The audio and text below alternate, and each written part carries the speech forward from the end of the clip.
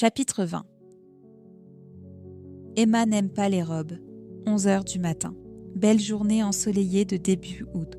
Sophie se balade avec ses enfants en ville. Positano, c'est vraiment un morceau de paradis. Des paysages à couper le souffle, où la mer se marie à la montagne à travers une série de plages aussi charmantes les unes que les autres. Des ruelles étroites avec des petits commerces, des produits du terroir. Le citron et les sirènes, emblématiques de la côte d'Amalfi, sont partout. Des limonades avec une variété incroyable de goûts, des robes, des tabliers de cuisine ou des nappes aux couleurs locales. Mais Sophie commence à s'habituer à tout cela. Il n'y a plus la magie, il n'y a plus l'étonnement et les grandes émotions des premières fois.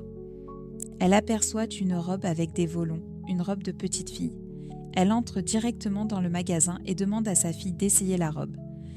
Emma fait sa fameuse grimace, celle des enfants capricieux qui ont toujours eu plus qu'il n'en faut, qui ne connaissent pas la valeur des choses, qui s'ennuient terriblement et qu'il est très difficile de satisfaire. C'est une scène qui se répète souvent pour Sophie avec sa fille.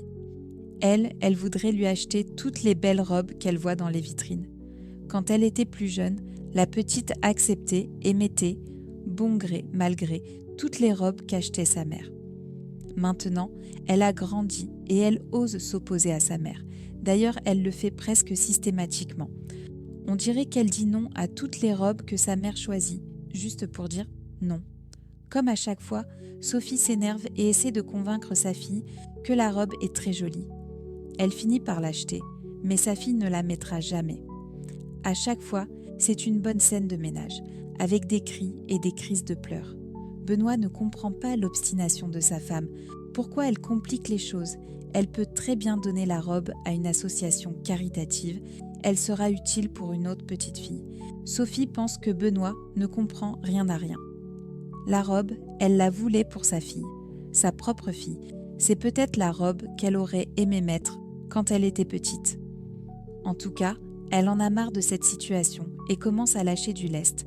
Elle ne propose plus à sa fille de lui acheter des robes, mais elle ressent une profonde tristesse.